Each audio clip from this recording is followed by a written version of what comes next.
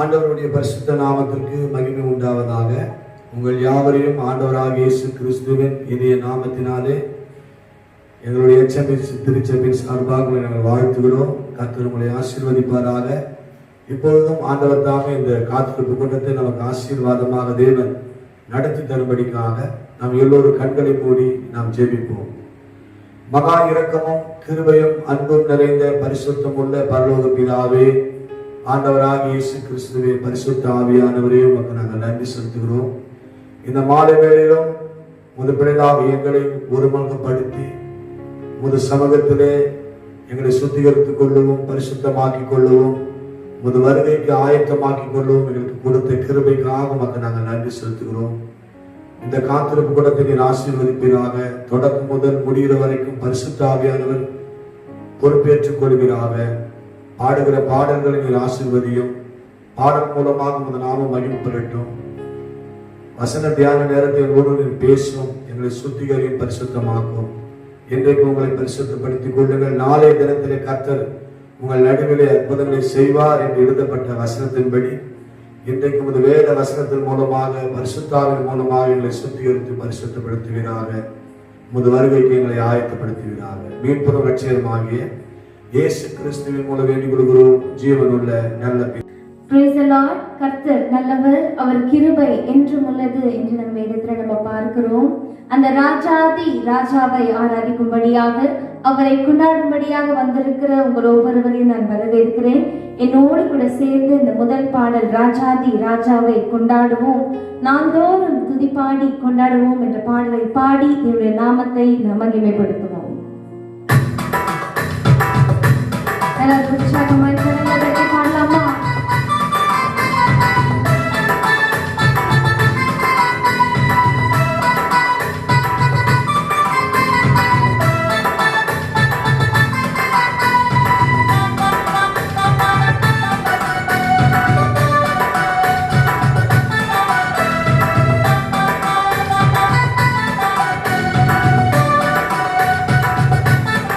சேர்ந்து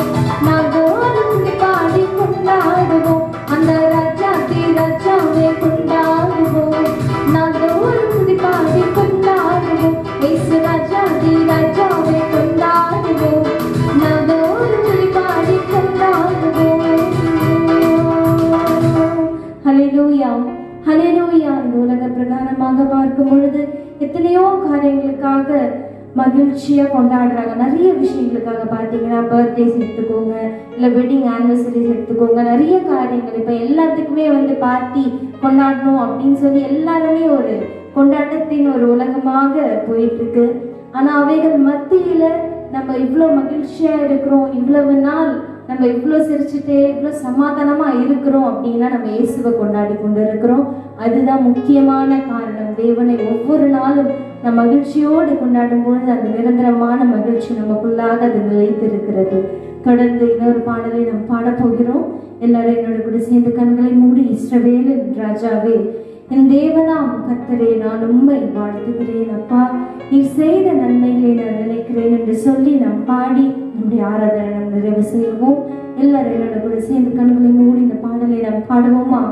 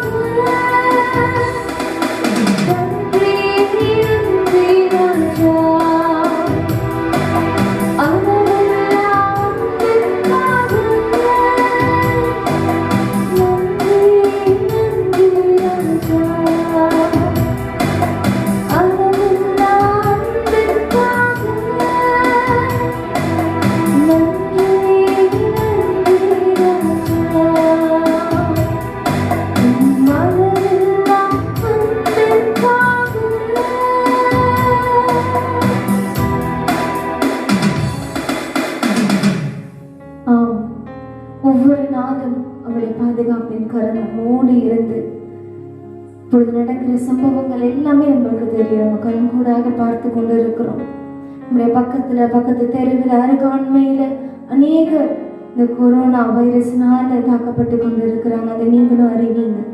தேவனுடைய பிள்ளைகளாகிய நமக்கு ஒவ்வொரு நாளும் நல்ல பாதுகாப்பு, சுகம், பலன், ஆரோக்கியத்தை கொடுத்து தேவன் நன்மையினால் நம்மை நிறைத்து அவர் வைத்திருக்கிறார். எத்தனை உண்மை உள்ளவர்களாய் நாம் காணப்பட வேண்டும்.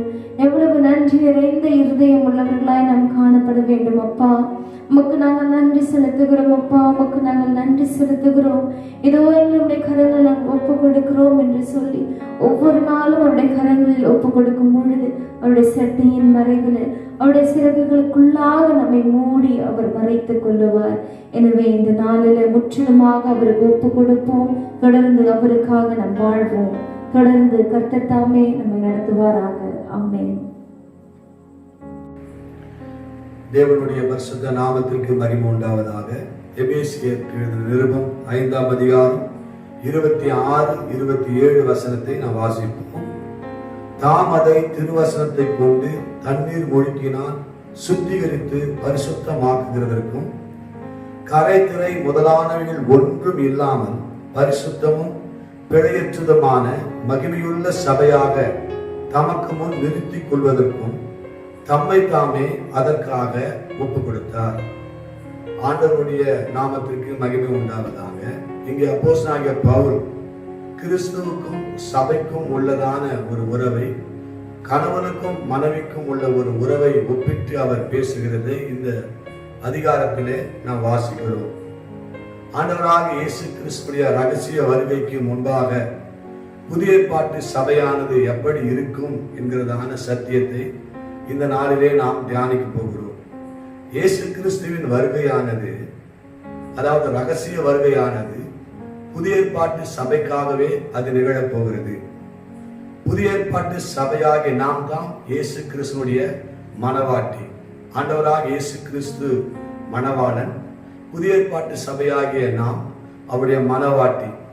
எனவே இயேசு கிறிஸ்துடைய வருகை சம்பவிக்கும் முன்பாக சபைகள் எப்படிப்பட்டதா இருக்கும் என்று சொல்லி ஆவியானவர் சொல்லியிருக்கிறதை இந்த நாளிலே நாம் வேத வசனத்தின் வெளிச்சத்தில் நாம் தியானிக்க போகிறோம். அதாவது இயேசு கிறிஸ்துடைய வருகைக்கு முன்பாக புதிய ஏற்பாட்டு சபை எப்படி இருக்கும் என்பதை குறித்து நாம் அறிந்து கொள்ள போகிறோம். ஆண்டவருடைய வருகை மிக மிக சமீபம். மத்திய 24ஆம் அதிகாரம், லூக்கா 21ஆம் அதிகாரம், மார்க் 13ஆம் அதிகாரத்தை நாம் வாசிக்கும் போது ஆண்டவராக இயேசு கிறிஸ்துவின் வருகைக்கும் இந்த உலகத்தின் முடிவுக்கும் அடையாளம் என்ன என்று சொல்லி சீஷர்கள் அன்றைக்கு ஒளிவு மறையில இயேசு உட்கார்ந்திருக்கையில கேட்கும் போது அவர் அநேக அடையாளங்களை அந்த வேத பகுதியில் சொல்லுகிறதை நாம் பார்க்கிறோம். இந்த உலகத்தில் இயேசு கிறிஸ்துடைய வருகைக்கு முன்பதாக என்னென்ன சம்பவிக்கும் என்று சொல்லி ஆண்டவர் அநேக காரியங்களை சொல்லியிருக்கிறார்.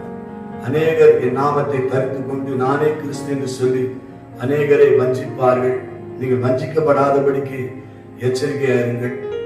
யுத்தங்களையும் செய்திகளும் கேள்விப்படுகிறீர்கள். கொள்ளை நோய்கள் உண்டாகும். அநேக இடங்களிலே பூமி அதிர்ச்சிகள் உண்டாகும். இவையெல்லாம் வேதனைகளுக்கு ஆரம்பம் என்று இயேசு அங்கே வருகைக்கான அந்த அடையாளங்களை பட்டியலிடுவதை பார்க்கிறோம். ஆனால் இயேசு கிறிஸ்து 2ஆம் வருகைக்கு முன்பதாக சபையாகிய மணவாட்டி சபைக்குள் என்னென்ன காரியம் நடைபெறுகிறது என்பதுதான் இந்த நாளில் நாம் தியானிக்க போகிறோம். கர்த்தருடைய பரிசுத்த நாமத்திற்கு ஸ்தோத்திரம் உண்டாவதாக. முதலாவதாக ஆண்டவராக இயேசு கிறிஸ்துடைய வருகைக்கு முன்பாக சபையின் நிலைமை என்ன என்பது நாம் பார்க்கும்போது விசுவாசம் இல்லாத சபையாக காணப்படும். நம்ம ஆண்டவராக இயேசு கிறிஸ்துடைய வருகை நாட்களிலே சபையாகி விசுவாசிகள் எப்படி இருக்கிறார்கள் என்பதற்கு பல தீர்க்க தரிசனங்கள் உரைத்திருக்கிறார்கள். அதிலே ஒன்று, சபையானது விசுவாசம் இல்லாத விசுவாசிகளால் நிறைந்திருக்கும் என்று சொல்லப்படுகிறது. லூக்கா 18ஆம் அதிகாரத்தை வாசிக்கும் போது இயேசு கிறிஸ்து ஒரு உவமையை சொல்லுகிறார். நீங்கள் சோர்ந்து போகாமல் இருக்கும்படிக்காக ஆண்டவருக்கு ஒரு உவமையை சொல்லுகிறதை நாம் பார்க்கிறோம். அந்த உவமையிலே லூக்கா 18ஆம் அதிகாரம் 8ஆம் வசனத்தை வாசிக்கும் போது, சீக்கிரத்தில் அவர்களுக்கு நியாயம் செய்வார் என்று உங்களுக்கு சொல்லுகிறேன். ஆகிலும் மனுஷகுமாரன் வரும்போது பூமியில விசுவாசத்தை காண்பாரோ என்று ஆண்டவர் அங்கு சொல்லியிருக்கிறத பார்க்கணும். இந்த உவமையிலே ஒரு அநீதி உள்ள நியாயாதிபதி தேசத்தை ஆளுகை செய்கிறான் என்று சொல்லி லூக்கா 18:2 சொல்லப்பட்டிருக்கிறது. அந்த அநீதி உள்ள நியாயாதிபதி ஆட்சி செய்கிற அந்த காலம்தான் இப்போது நாம் வாழ்ந்து கொண்டிருக்கிறதான இந்த காலம். அந்த பட்டணத்திலே ஒரு ஏழை விதவை இருந்தாலும், விதவை என்று சொன்னால் எந்த ஆதரவும் இல்லாதவன், தேவனை தவிர அவருக்கு சகாயம் செய்கிறதான அந்த காரியம் அவளுக்கு இல்லை. அந்த விதவை இன்றைக்கு சபைக்கு நிழலாட்டமா இருக்கிறார். சபைக்கு தேவனை தவிர எவருமே சகாயம் இல்லை. எபிரேயர் 13:6 அதை சொல்லுகிறது. அதனாலே நாம் தைரியம் கொண்டு கர்த்தர் எனக்கு சகாயர், நான் பயப்படேன், மனுஷன் எனக்கு என்ன செய்வார் என்று சொல்லலாமே என்று சொல்லி அந்த வேத பகுதியில் சொல்லுகிறது. உபாகம் 33:29 கூட, இஸ்ரவேலே நீ பாக்கியவான், கர்த்தரால் ரட்சிக்கப்பட்ட ஜனமே, உமக்கு ஒப்பானவர் யார், அவரே உனக்கு சகாயம் செய்யும் கேடகம் என்று அந்த வேத பகுதியில் சொல்லப்பட்டிருக்கிறதை நாம் பார்க்கிறோம். ஆனால் அந்த ஏழை விதவையினுடைய ஜபத்துக்கு பதில் கிடைத்தது. அந்த அநீதி உள்ள நியாயாதிபதி சொல்கிறான், இந்த விதவை அடிக்கடி வந்து என்னை அலட்டாதபடிக்கு அவருடைய காரியத்திலே ஒரு நியாயத்தை செய்ய வேண்டும் என்று சொல்லி தன்னுடைய இருதயத்திலே அவன் சொல்லிக் கொண்டானான். இயேசு அதை குறித்து சொல்கிறார். அந்த அநீதி உள்ள நியாயாதிபதி சொன்னதை சிந்தித்து பாருங்கள். நம்மை நோக்கி இரவும் பகலும் கூப்பிடுவார். தெரிந்து கொள்ளப்பட்ட விஷயத்திலே நீடிய பொறுமையுடன் நியாயம் செய்யாமல் இருப்பாரோ, சீக்கிரத்தில் அவருக்கு நியாயம் செய்வார் என்று இயேசு அங்கு சொல்வதை நாம் பார்க்கிறோம். இது நம்முடைய ஜப வாழ்க்கையின் அனுபவமா இருக்கிறது. எப்போது பதில் கிடைக்கும் நம்முடைய ஜபத்துக்கு என்று சொல்லி பார்க்கும்போது, சீக்கிரத்தில் பதில் கிடைக்கும் என்று ஆண்டவர் சொல்கிறார். ஆகிலும் நம்முடைய ஜபத்துக்கு பதில் கிடைக்கும் என்கிற விசுவாசம் இல்லாத சபையாக கிறிஸ்துவின் வருகை நாளிலே விசுவாசிகள் காணப்படுவார்கள் என்று இந்த தீர்க்க தரிசனத்தின் மூலமாக நாம் அறிந்து கொள்கிறோம். இந்த தீர்க்க தரிசனம் இன்றைக்கு சபைகளிலே கண்கூடாக நடந்து கொண்டிருக்கிறதை நாம் பார்க்கிறோம். சபைகளிலே விசுவாசம் இல்லாத சூழ்நிலை காணப்படுகிறது. ரோமர் 10:17 வாசிக்கும் போது, விசுவாசம் கேள்வினால் வரும், கேள்வி தேவனுடைய வசனத்தினால் வரும் என்று எழுதப்பட்டிருக்கிறது. எனவே இயேசு கிறிஸ்துவின் வருகைக்கு முன்பாக புதிய ஏற்பாட்டு சபையாய் எப்படி இருக்கும் என்று சொல்லி பார்க்கும்போது, விசுவாசம் இல்லாத விசுவாசி நிறைந்த சபையாக காணப்படும். தேவனுடைய பரிசுத்த நாமத்திற்கு மகிமை உண்டாவதாக. இரண்டாவதாக, இயேசு கிறிஸ்துவின் ரகசிய வருகைக்கு முன்பதாக அவருடைய மனவாட்டி சபையாகிய புதிய ஏற்பாட்டு சபை எப்படி இருக்கும் என்று சொல்லி நாம் கவனிக்கும் போது, மத்திய 24:12 நாம் வாசிக்கும் போது, அக்கிரமம் மிகுதியாவதினால் அநேகருடைய அன்பு தனித்து போகும் என்று சொல்லி இயேசு கிறிஸ்து சொல்லியிருக்கிறதை நாம் பார்க்கிறோம். அன்பு குறைவதற்கு காரணம் என்னவென்று சொல்லி பார்க்கும்போது, அருகில் உள்ள விசுவாசிகளோடு நாம் அன்போடு பழகினால் எதையாகிலும் அவர்கள் கேட்பார் என்கிறதான ஒரு பயந்து போகிற அளவுக்கு விசுவாசிகளின் ஜீவியம் இன்றைக்கு காணப்படுகிறதை நாம் காண முடிகிறது. ஆண்டவருடைய பரிசுத்த நாமத்துக்கு ஸ்தோத்திரம். இந்த சத்தியத்தை தியானிக்கும் போது ஒரு சம்பவம் நினைவுக்கு வருது. சகோதரர் மோகன் சிலாசி ஐயா அவர்கள் சொன்னதான ஒரு சம்பவம். அவர் இயேசு விடுவிக்கிறாருடைய ஸ்தாபத்தை ஆரம்பித்த அந்த நாட்களிலே அவருடைய ஊழியத்தின் பாதை நடந்த ஒரு அனுபவ சாட்சியை ஒரு விசிடி மூலமாக பார்த்தபோது அதில் நடந்த ஒரு சம்பவத்தை அவர் சொன்னார். ஆரம்ப நாட்களிலே கூட்டங்கள் நடத்தப்படும் போது அந்த அளவுக்கு அவருடைய கூட்டங்கள் அந்த அளவுக்கு பெரிதான ஒரு ஜனங்கள் இல்லாத அளவுக்கு தான் கூட்டங்கள் ஆரம்ப நாட்களில். அப்போது ஒரு கிராமத்தில் ஒரு பொதுக்கூட்டம் ஒழுங்குபடுத்தப்பட்டபடினாலே அந்த கூட்டத்துக்கு பிரசங்கம் பண்ண அவர் போயிருந்தார். அந்த கூட்டம் முடிந்த உடனே எல்லா ஜனங்களுக்கும் இறுதியாக அவர் ஜெபித்து முடித்தவுடனே அந்த கூட்டத்தை ஒழுங்குபடுத்தினதான ஒரு ஊழியக்காரர் ஒரு குடும்பத்துக்கு ஜெபம் பண்ண போக வேண்டும் என்று சொல்லி இந்த சகோதரரை அந்த குடும்பத்திற்கு அழைத்து கொண்டு போனார். அப்படி அழைத்து கொண்டு போன போது அந்த வீட்டில் ஒரு தகப்பனார், ஒரு தாயார், ஒரு இளம் வாலிப பெண் இருந்தார்கள். தகப்பனாருக்கு 2 கண்ணும் தெரியவில்லை. அவர் இந்த வெல்டிங் வேலை செய்வதனால அந்த நிமித்தமாக அவருடைய 2 கண்களும் பாதிக்கப்பட்ட நிலைமையில 2 கண்களும் தெரியாத நிலையில் அவர் இருந்தார். மகள் டீச்சர் ட்ரைனிங் முடித்துவிட்டு வேலை இல்லாமல் இருக்கிறார். இப்போ அந்த குடும்பத்தில் இருக்கிறதான அந்த தாயார் இருக்கிறார்கள். இப்போது அவர்களுடைய மிகுந்த ஒரு துன்பத்தின் மத்தியிலே, கஷ்டத்தின் மத்தியிலே அவர்கள் காணப்பட்ட போது அந்த குடும்பத்தாருக்காக விசேஷமாக ஜெபிக்க வேண்டும், அவர்கள் ரொம்ப கஷ்டப்படுகிறார்கள் என்று சொல்லி அந்த ஊழியக்காரர் இந்த ஊழியக்காரர் அழைத்து கொண்டு போனார். அப்போது அந்த தாயார் சொன்னதான ஒரு காரியத்தை அவர் சொன்னார். நாங்கள் ஏன் வாழ வேண்டும்?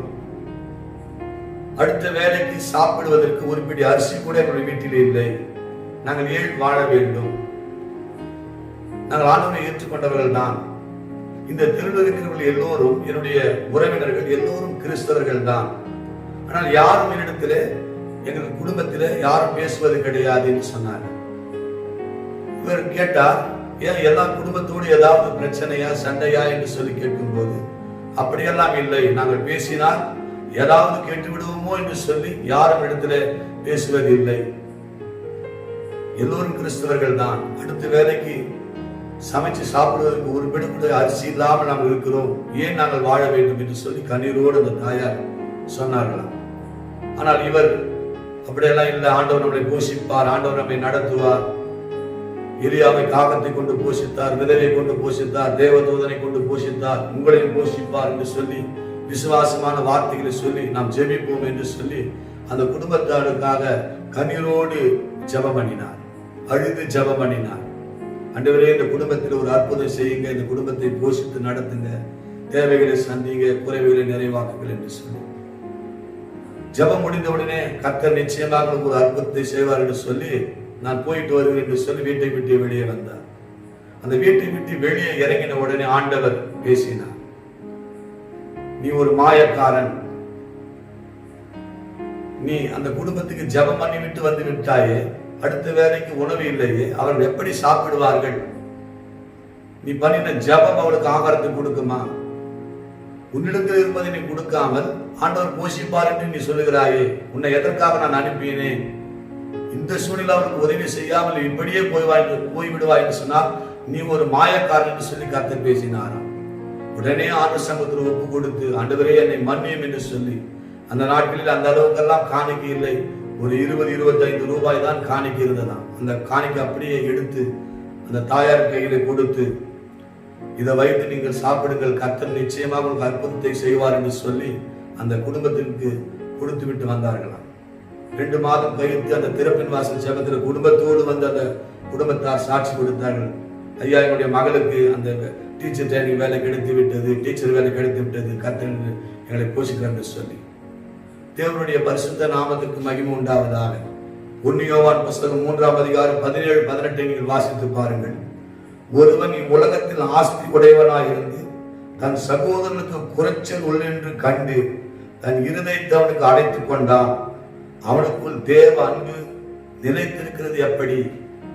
இந்த வசனம் சொல்கிறது, ஒருவன் இவ்வுலகத்தில் ஆஸ்தி உடையவனாயிருந்து தன் சகோதரனுக்கு குறைச்சல் உண்டென்று கண்டு தன் இருதயத்தை அவனுக்கு அடைத்துக் கொண்டால் அவனுக்குள் தேவ அன்பு நிலைத்திருப்பது எப்படி?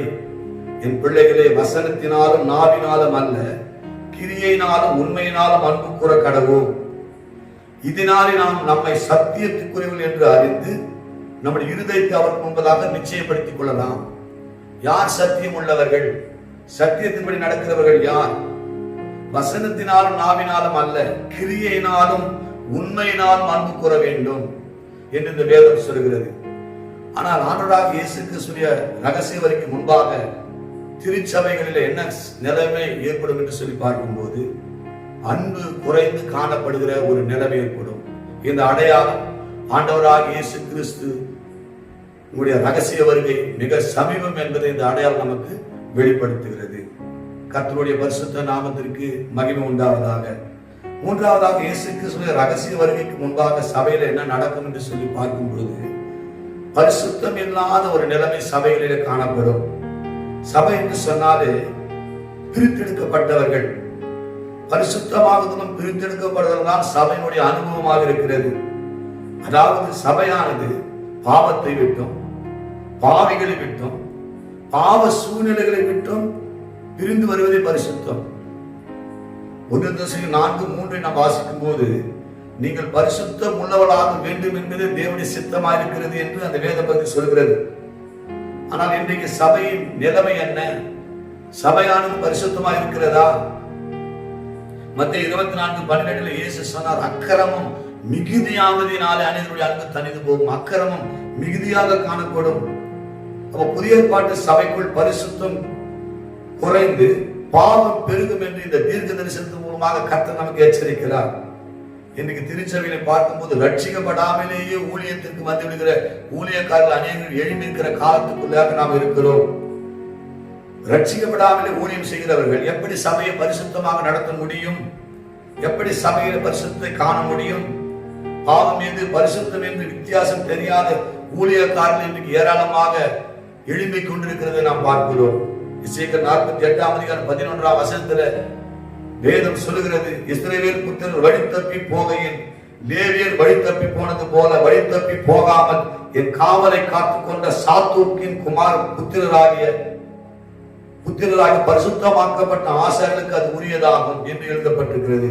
இந்த வசனத்தின்படி லேவியர்களும் ஆசாரியர்களுமாகிய ஊழியக்காரர்கள் சபையாரை விட பரிசுத்தத்தில் உயர்ந்தவர்களாக காணப்பட வேண்டும் என்று இந்த வேத வசனம் சொல்லுகிறது. ஆண்டவராகிய இயேசு கிறிஸ்துவின் ரகசிய வருகைக்கு முன்பாக சபையின் நிலைமை என்ன என்று சொல்லி பார்க்கும்போது, முதலாவது நாம் பார்த்தோம், விசுவாசம் இல்லாத சபையாக இருக்கும். இரண்டாவது, அன்பு சபையில காணப்படாது. மூன்றாவது, பரிசுத்தம் குறைந்து காணப்படும். இதெல்லாம் ஆண்டவராகிய இயேசு கிறிஸ்துவின் வருகைக்கு அடையாளமாக இருக்கிறது. தேவனுடைய நாமத்துக்கு ஸ்தோத்திரம். நான்காவதாக, இயேசு கிறிஸ்துவின் ரகசிய வருகைக்கு முன்பதாக சபை நிலைமை என்ன என்று சொல்லி பார்க்கும்போது, நித்திரையில் மூழ்குகிற ஒரு நிலைமையில சபை காணப்படும். இதை குறித்து மத்திய 25 வாசிக்கும் போது, இயேசுவின் வருகையை சந்திக்க சபையாராகிய 10 கன்னிகைகள் புறப்படுகிறார்கள். அவர்களில் 5 பேர் புத்தி உள்ளவர்கள், 5 பேர் புத்தி இல்லாதவர்கள். புத்தி உள்ளவர்கள் தங்கள் தீவட்டிகளோடு கூட பாத்திரத்தில் எண்ணெயும் கொண்டு போனார்கள் என்று எழுதப்பட்டிருக்கிறது. தீவெட்டி என்பது ஏசாயா 62:1 ரட்சிப்பு, அதுதான் தீவெட்டி என்று சொல்லப்பட்டிருக்கிறது. எண்ணெய் என்பது அபிஷேகத்தை குறிக்கிறது. சங்கீதம் 23:5 என் தலை எண்ணெயால் அபிஷேகம் பண்ணுகிறேன், பாத்திரம் நிரம்பி வழிகிறது என்று சொல்லி தாவீது சொல்கிறார். தீவெட்டி என்பது ரட்சிப்பை குறிக்கிறது, எண்ணெய் என்பது அபிஷேகத்தை குறிக்கிறது. இந்த 10 கன்னிகைகளும் இயேசுவின் வருகைக்கு ஆயத்தமாகி போனார்கள். எல்லோருமே தூங்கிவிட்டார்கள். மத்திய 25:5 மணவாளன் வர தாமதிக்கிற போது அவர்கள் எல்லோரும் நித்திர மயக்கம் அடைந்து தூங்கிவிட்டார்கள் என்று வசனம் சொல்கிறது. இன்றைக்கு தேவன் சொன்ன தீர்க்க தரிசன வசனம் சபைகளில் இன்றைக்கு நிறைவேறிக் கொண்டிருக்கிறது. இன்னைக்கு சபை ஆராதனை நடத்தும் போது சபையில் வந்து உடனே தூக்கம் வந்து விடுகிறது. செய்தி கொடுத்தால் தூங்கி விடுகிறார்கள். அவள் எழுப்புவதற்காக ஒரு பாடல் பாட வேண்டிய நிலைமை இருக்கிறது. இது கண்கூடாக நாம் பார்க்கிறதான ஒரு காரியம். இது எதை வெளிப்படுத்துகிறது? ஆண்டவராக இயேசு கிறிஸ்து ரகசிய வருகைக்கு முன்பாக சபையானது நித்திர மயக்கத்திலே காணப்படும் என்று சொல்லப்படுகிறது. எனவேதான் 1 தெசலோனிக்கேயர் 5:6 பவுல் சொல்கிறார், ஆகையால் மற்றவர்கள் தூங்குகிறதை போல நாமும் தூங்காமல் விழித்துக் கொண்டு தெளிந்த புத்தியுள்ளவர்களாய் இருக்க கடவோம் என்று சொல்லி பவுல் அப்போஸ்தலன் எழுதுவதை பார்க்கிறோம். எனவே எல்லா சபையும் தூங்கும் என்கிறதான தீர்க்க தரிசனம் இன்றைக்கு நம்முடைய கண்களுக்கு முன்பதாக காண முடிகிறது. பெயர் கிறிஸ்துவ சபையும் தூங்கிக் கொண்டிருக்கிறது. பெந்தெகோஸ்தே அனுபவம் உள்ள சபையும் தூங்கிக் கொண்டிருக்கிறது. எனவே கர்த்தருடைய வருகை சமீபம் என்ற அடையாளம் இன்றைக்கு நம்மை எச்சரிக்கிறதை நாம் காண முடிகிறது. தேவனுடைய நாமத்துக்கு ஸ்தோத்திரம் உண்டாவதாக. அது மாத்திரமல்ல, இயேசு கிறிஸ்துவின் ரகசிய வருகைக்கு முன்பாக சபையானது எப்படிப்பட்ட நிலையில் இருக்குன்னு சொல்லி பார்க்கும்போது, வெளிப்பட்டு 3:15-16 வாசிக்கும் போது, உன் கிரியைகளை அறிந்திருக்கிறேன், நீ குளிரும் அல்ல அனலும் அல்ல, நீ குளிரையாவது அனலாவது இருந்தால் நலமா இருக்கும். இப்படி குளிரும் என்று அனலும் என்று வெதுவெதுப்பாய் இருக்கிறபடியா என் வாயிலிருந்து உன்னை நான் வாந்தி பண்ணி போடுவேன் என்று சொல்லுகிறார். இயேசு கிறிஸ்துவின் ரகசிய வருகைக்கு முன்பதாக மனவாட்டி சபையில் என்ன காணப்படும்? வெதுவெதுப்பான ஒரு நிலைமை காணப்படும். இந்த 21ஆம் நூற்றாண்டில் சபைகள் லவோதிகேயா சபை போல காணப்படும் என்று எழுதப்பட்டிருக்கிறது. தேவனுடைய பரிசுத்த நாமத்திற்கு மகிமை உண்டாவதாக. அனல் இல்லை சபையில, வெதுவெதுப்பான ஒரு நிலைமை காணப்படுகிறது. அதனால்தான் அந்த லவோதிகேயா சபையில கர்த்தர் வெளிப்படுத்தல் 3:20 சொல்றார், இதோ வாசல் என்று கதவை தட்டுகிறேன், ஒருவன் என் சத்தத்தை கேட்டு கதவை திறந்தால் நான் உட்பிரவேசித்து அவனோடு கூட போஜனம் பண்ணுவேன், அவனும் என்னோடு கூட போஜனம் பண்ணுவான் என்று கர்த்தர் சொல்லியிருக்கிறார். இயேசுவின் வருகையில் சமீபமாக இருக்கிறது. இந்த வேளையிலே இன்றைய சபையானது லவோதிகேயா சபையை போல காணப்படுவதை நாம் அறிந்து கொள்ள முடியும். தேவனுடைய பிள்ளைகளே, ஆண்டுடைய வருகை மிக மிக சமீபம். அவர் ரகசிய வருகைக்கு முன்பதாக சபை நிலைமை என்ன? முதலாவது, சபை விசுவாசம் உள்ளதாக இருக்கும். இரண்டாவது, அன்பு குறைந்ததாக காணப்படும்.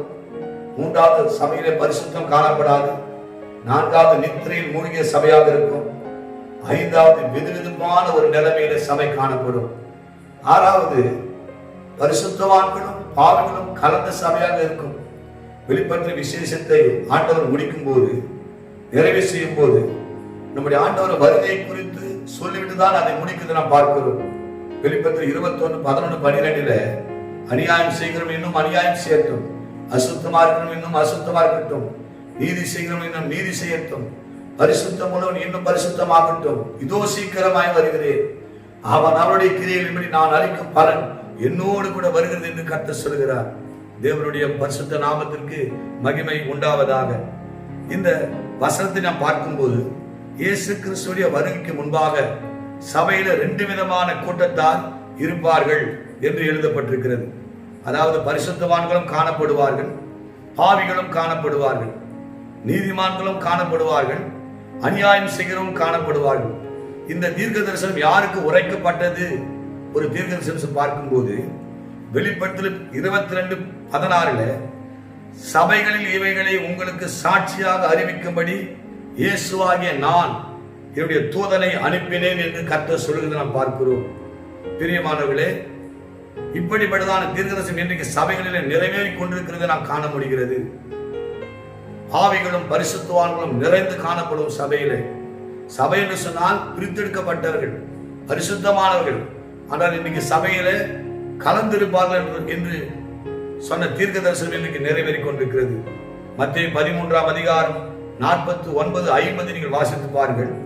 இப்படியே உலகத்தின் முடிவிலும் நடக்கும். தேவ தூதர்கள் புறப்பட்டு நீதிமான்களின் நடுவில் இருந்து பொல்லாதவர்களை பிரித்து அவர்களை அக்கினி சூளையிலே போடுவார்கள். அங்கே அழுகையும் பற்கடிப்பும் உண்டாயிருக்கும் என்று சொன்னார். இயேசு கிறிஸ்துடைய வருகை மிக மிக சமீபம் என்பதை நாம் அறிந்து கொள்ள முடியும். இயேசு கிறிஸ்துடைய அந்த ரகசிய வருகைக்கு முன்பதாக சபையில என்ன காணப்படும் என்று சொல்லி பார்க்கும்போது 2 தீமோத்தேயு புஸ்தகம் 3:5 தேவ பக்தியின் வேஷத்தை தரித்து அதனுடைய பலனை மறுதலிக்கலாய் இருப்பார்கள் என்று சொல்லுகிறார். இப்படிப்பட்டவர்களை விட்டு நீ விலகு என்று சொல்லி பவுல் அப்போஸ்தலன் தீமோத்தேயு எழுதுவதை நாம் பார்க்கிறோம். தீமோத்தேயு எபேசு சபையிலே ஊழியம் செய்யும் போது வேத வல்லுநர்கள் சொல்கிற ஏறத்தாழ 2 லட்சம் விசுவாசிகளுக்கு இந்த தீமோத்தேயு ஒரு ஊழியக்காரனாக இருந்தார் என்று எழுதப்பட்டிருக்கிறது. பவுல் மூலமாக இந்த நிருபம் எழுதப்பட்டு தீமோத்தேயுக்கு அனுப்பப்பட்ட போது 19 விதமான ஜனங்கள் சபையில காணப்படுவார்கள் என்று எழுதுகிறார். அதனை கடைசியில தேவ வேஷத்தை தரித்து அநேகர் எழும்புவார்கள், தேவ பக்தி வேஷத்தை தரித்து அதனுடைய பலனை மறுதலிப்பார்கள் என்று எழுதுகிறார். இந்த வசனத்தின்படி சபையில் இருக்கும் ஜனங்கள் இரட்டை வாழ்க்கை வாழும் ஜனங்களாக நிறைந்திருப்பார்கள் என்று சொல்லுகிறார். அதாவது கர்த்தரை ஆராதிக்கும் போது பக்தி உள்ளவர்களாகவும் சபைக்கு வெளியே பக்தி இல்லாதவர்களாகவும் இருப்பார்கள். இந்த தீர்க்க தரிசனத்தில் சொல்லப்பட்டதான அந்த தற்பிரியம் பணப்பிரியம் ஆகிய சுபாவங்களை இன்றைக்கு பார்க்க முடிகிறது. கடைசி காலத்தில் கொடிய காலங்கள் வரும் என்று நீ அறிவாயாக.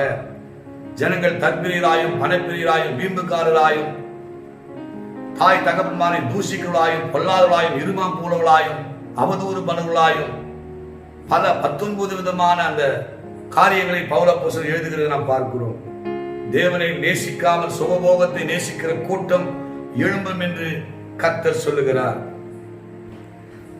இந்த அடையாளங்கள் எல்லாம் இன்றைய சபையில் நிறைந்திருக்கிறபடினாலே இப்படிப்பட்டவர்களை விட்டு விலகு என்று சொல்லி பவுல் அப்போஸ்தலன் தீமோத்தேயுக்கு எழுதுகிறதை நாம் பார்க்கிறோம்.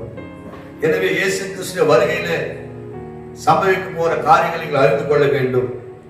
இயேசு கிறிஸ்து ரகசிய வருகைக்கு முன்பாக சபையானது எப்படிப்பட்ட நிலைமையில் இருக்குன்னு சொல்லி பார்க்கும்போது, முதலாவது விசுவாசம் இல்லாததாக இருக்கும், இரண்டாவது அன்பு குறைந்ததாக காணப்படும், மூன்றாவது பரிசுத்தம் இல்லாததாக காணப்படும், நான்காவது நித்திரையில் மூழ்கிற சபையாக இருக்கும், ஐந்தாவது வெதுவெதுப்பான ஒரு நிலைமையில் சபை காணப்படும், ஆறாவது பாவிகளும் பரிசுத்தவான்களும் கலந்த சபையாக இருக்கும்.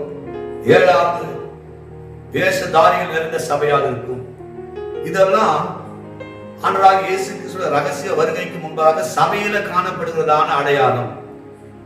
எனவே இதை அறிந்து இந்த காரியங்கள் அறியும் போது இயேசு கிறிஸ்துவின் வருகை மிக மிக சமீபம் என்பதை நாம் அறிந்து தேவ பிள்ளைகளாகிய நாம் அவனுடைய வருகைக்கு நம்மை ஆயத்தமாக்கிக் கொள்ள வேண்டும். அப்படின்னு சொன்னா இதற்கு எதிர்மறையாக சபை காணப்பட வேண்டும்.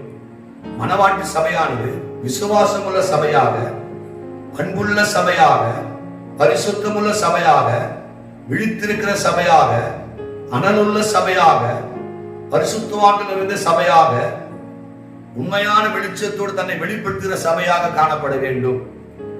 அதற்காக தான் ஆண்டவராகிய இயேசு கிறிஸ்து சிலுவையிலே தன்னை ஒப்புக் கொடுத்தார். கரை திரை முதலானவில் ஒன்றுமில்லாமல் பரிசுத்தமும் பிழையற்றதுமான மகிமையுள்ள சபையாக தமக்கு முன்பதாக நிறுத்திக் கொள்ளும்படிக்காக தம்மை தாமே இயேசு கிறிஸ்து சிலுவையிலே ஒப்பு கொடுத்தார் என்று எழுதப்பட்டிருக்கிறது. எனவே தேவனுடைய பிள்ளைகளே, ஆண்டுடைய ரகசிய வருகை மிக மிக சமீபமான அந்த நாட்களிலே வருகைக்கு முன்பதாக சபையில என்ன அடையாளங்கள் தோன்றும் என்ற அந்த காரியங்களை ஆவியானவர் நமக்கு இன்னைக்கு வெளிப்படுத்தியிருக்கிறார். இதெல்லாம் கண்கூடாக நாம் பார்க்கிறோம். அப்படிப்பட்ட நிலைமையில நாம் பார்க்கும்போது நாம் அதற்கு எதிர்மாறாக விசுவாசம் உள்ளவர்களாக, அன்புள்ளவர்களாக, பரிசுத்தம் உள்ளவர்களாக, பிடித்திருக்கிறவர்களாக, அனலுள்ளவர்களாக, பரிசுத்தவான்களாக, உண்மையான சுபாவத்தை வெளிப்படுத்துவர்களாக நம்மை வெளிப்படுத்தி ஆண்டு ரகசிய வருகைக்கு ஆயத்தமாக ஆவியானவர்களுக்கு கிருபை தருவாராக. தேவனுடைய பரிசுத்த நாமத்திற்கு மகிமை உண்டாகும். வேத வசனத்தின் மூலமாக கர்த்தர் இந்த காரியம் நமக்கு வெளிப்படுத்தினபடினால் தேவனுக்கு மகிமை உண்டாகட்டும். நம்ம எல்லோரும் கண்களை மூடி நாம் ஜெபிக்கலாம். மகா இரக்கமும் கிருபையும் அன்பும் நிறைந்த பரிசுத்தம் உள்ள பரலோக பிதாவே, ஆண்டவராக இயேசு கிறிஸ்துவே, பரிசுத்த ஆவியானவரே, உமக்கு நன்றி.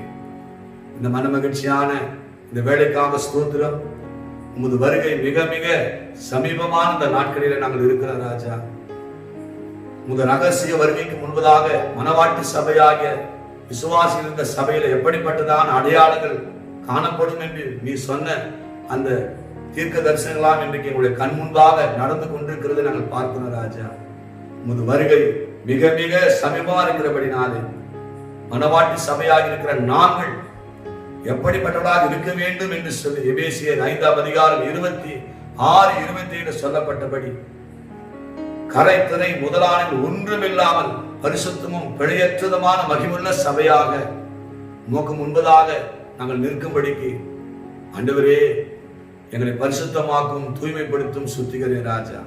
உமது வருகையிலே நாங்கள் உம்மை எதிர்கொண்டு சந்திக்க சபையாகிய எங்களை நீர் ஆயத்தப்படுத்துவீராக. இதை கேட்ட பார்த்த ஒவ்வொரு பிள்ளைகளையும் நீர் ஆசீர்வதித்த கிருபைக்காக உமக்கு நன்றி. இயேசுவின் மூலம் வேண்டிக் கொள்கிறோம் ஜீவனுள்ள நல்ல பிதாவே. என் ஆத்துமாவே கர்த்தரை ஸ்தோத்திரி, என் முழு உள்ளமே அவருடைய பரிசுத்த நாமத்தை ஸ்தோத்திரி. என் ஆத்துமாவே கர்த்தரை ஸ்தோத்திரி, அவர் செய்த சகல உபகாரங்களையும் மறவாதே. ஆமென். நம்முடைய கர்த்தராகிய இயேசு கிறிஸ்துவின் கிருபையும் பிதாவாகிய தேவனுடைய அன்பும் பரிசுத்த ஆவியானுடைய அந்யோன்ய ஐக்கியமும் இன்றும் என்றும் சதா காலங்களிலும் நம் அனைவரோடு கூட இருப்பதாக. ஆமென். God bless you. கர்த்தர் உங்களை ஆசீர்வதிப்பாராக.